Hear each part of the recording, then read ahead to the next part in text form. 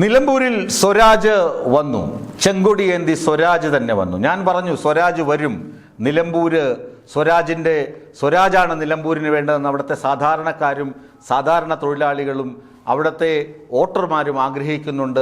അതുകൊണ്ട് സ്വരാജിനെ തന്നെ ഇടതുമുന്നണി രംഗത്തിറക്കും. CPM അതിനകത്ത് യാതൊരു വിട്ടുവീഴ്ചയ്ക്കും തയ്യാറല്ല എന്ന് ഞാൻ പറഞ്ഞു ഒരു 4-5 ദിവസം മുമ്പേ.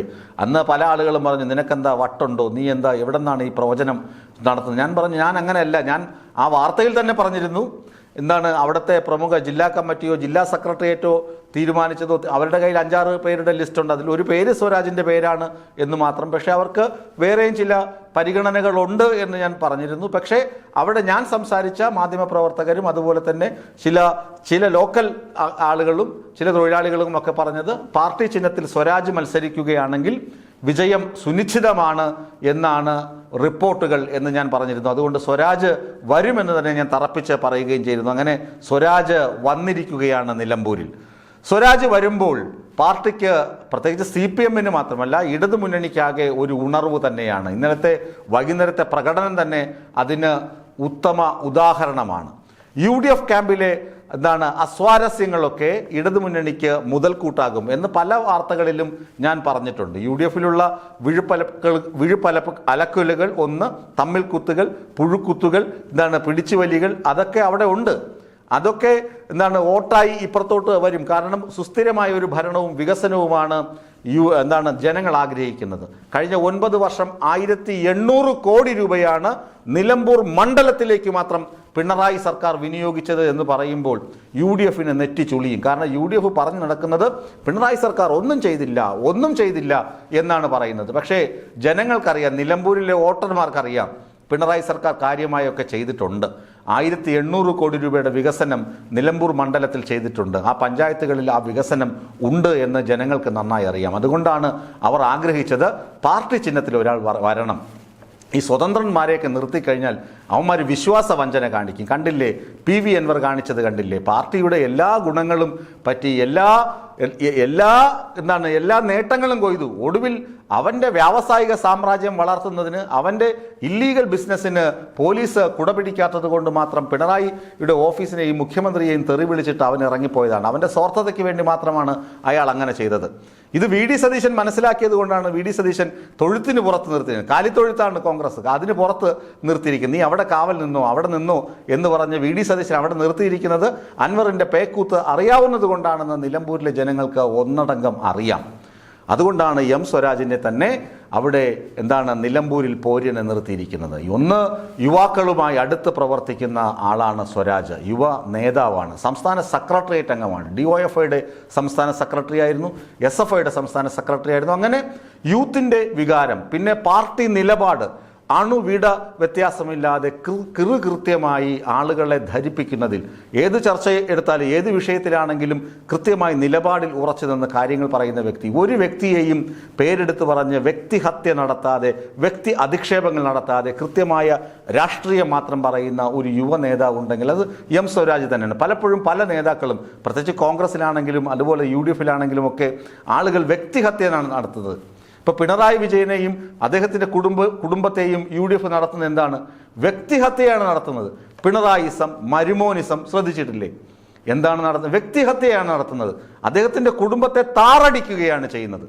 അദ്ദേഹത്തിൻ്റെ കുടുംബത്തെ ഒന്നടങ്കം താറടിച്ച് കാണിക്കുകയാണ് ചെയ്യുന്നത്. എന്നിട്ട് എന്തെങ്കിലും ഒരു സിംഗിൾ അഴിമതി, ഇപ്പോൾ ഈ CMR അറലിൻ്റെ കേസ് പോലും ഈ അന്വേഷണ ഏജൻസിക്കെതിരെ കോടതി തന്നെ നടപടിയെടുത്തിരിക്കുകയാണ്. കോടതി തന്നെ അവരെ വിമർശിച്ചിരിക്കുകയാണ്. അങ്ങനെയുള്ള സാഹചര്യത്തിൽ പോലും മുഖ്യമന്ത്രി പിണറായി വിജയനെയും അദ്ദേഹത്തിൻ്റെ കുടുംബത്തെയും പേരെടുത്തു പറഞ്ഞ് വ്യക്തിഹത്യ നടത്തുകയാണ് UDF ചെയ്യുന്നത്. അങ്ങനെ എന്തെങ്കിലും വ്യക്തിഹത്യ ഏതെങ്കിലും CPM നേതാവ് നടത്തിയതായിട്ട് നിങ്ങൾക്കറിയാമോ? ഈ പോട്ടെ, M സ്വരാജ് നടത്തിയായിട്ട് അറിയാമോ? അങ്ങനെ വ്യക്തിഹത്യ നടത്തുന്നതല്ല രാഷ്ട്രീയ പ്രവർത്തനമെന്ന് അറിയാവുന്ന പാർട്ടിയാണ് CPM. വ്യക്തിഹത്യയല്ല നടത്തേണ്ടത്. മുമ്പ് ഉമ്മൻചാണ്ടിക്കെതിരെയൊക്കെ ആരോപണം വന്നപ്പോൾ പോലും രാഷ്ട്രീയപരമായാണ് അതിനെ നേരിട്ടിട്ടുള്ളത്, രാഷ്ട്രീയ കാര്യങ്ങളാണ് നടത്തിയിട്ടുള്ളത്. വ്യക്തിപരമായ ആക്രമണങ്ങൾ വന്നപ്പോൾ അതിൽ നിന്ന് സമരം പോലും അവസാനിപ്പിച്ച് പിന്മാറിപ്പോയ പാരമ്പര്യമാണ് ഇടതുമുന്നണിക്കുള്ളത്.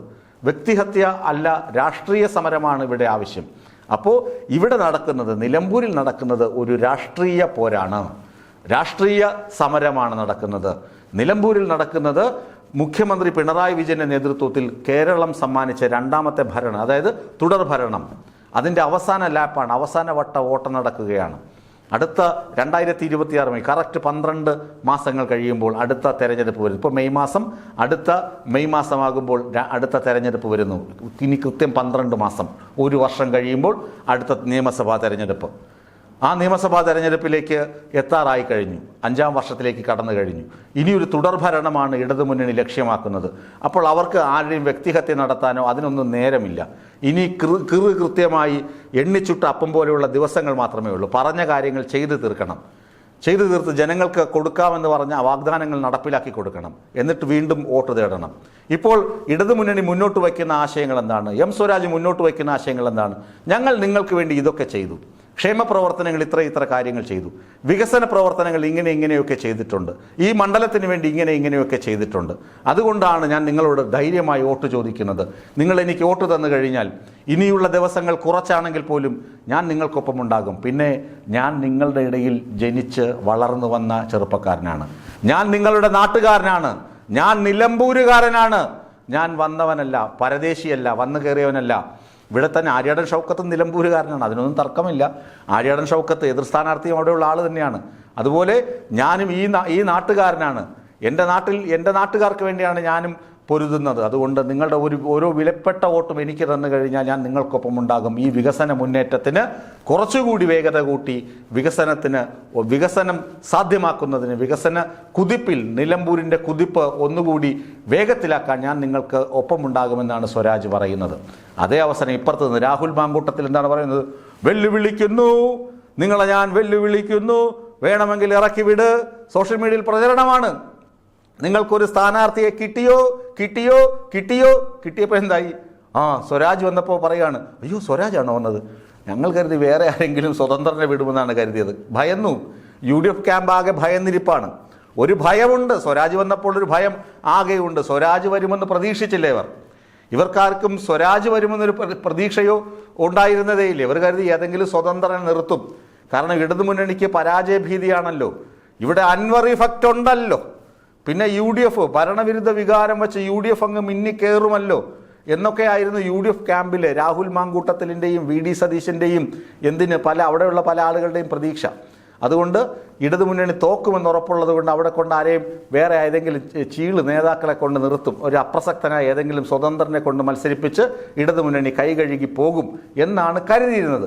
അപ്പോഴാണ് ഇല്ല, ഇത് രാഷ്ട്രീയ പോരാട്ടമാണ്, അങ്ങനെ ഞങ്ങൾ ഇവിടെ പരാജയമില്ല, നിലമ്പൂരിലെ ജനങ്ങൾ ഞങ്ങൾക്കൊപ്പമാണ്, നിലമ്പൂർ ചെങ്കോട്ടയാണ്.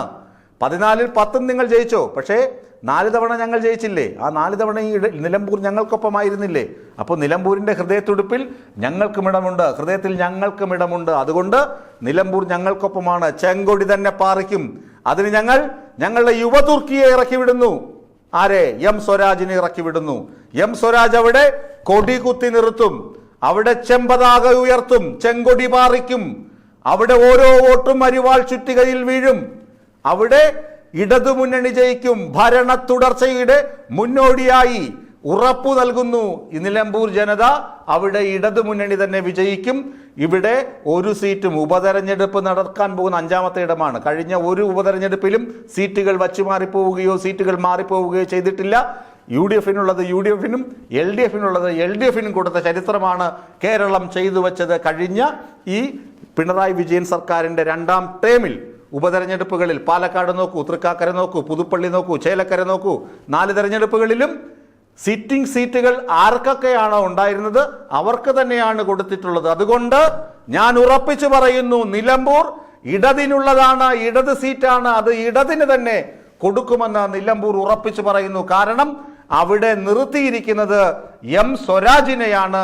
എം സ്വരാജ് എന്ന യുവ നേതാവിനെയാണ്, നിലമ്പൂറുകാരനെയാണ്. ഒരു വിട്ടുവീഴ്ചയ്ക്കും തയ്യാറില്ലാതെ. അത് മുഖ്യമന്ത്രി പിണറായി വിജയൻ തന്നെയാണ് സംസ്ഥാന സെക്രട്ടേറിയറ്റ് യോഗത്തിൽ പറഞ്ഞത്. സ്വരാജ് മത്സരിക്കും അവിടെ എന്ന് പറഞ്ഞിട്ടുണ്ടെങ്കിൽ സ്വരാജ് അവിടെ വിജയിച്ചിരിക്കും. ആ വിജയം നിലമ്പൂറുകാരുടെ ആത്മാഭിമാനത്തിന്റെ പ്രശ്നമാണ്. ആത്മാഭിമാനം പണയപ്പെടുത്താൻ നിലമ്പൂറുകാർ തയ്യാറാകില്ലെങ്കിൽ നിലമ്പൂറുകാർ ഉറപ്പായും വോട്ടുകുത്തും എം സ്വരാജിന് തന്നെ.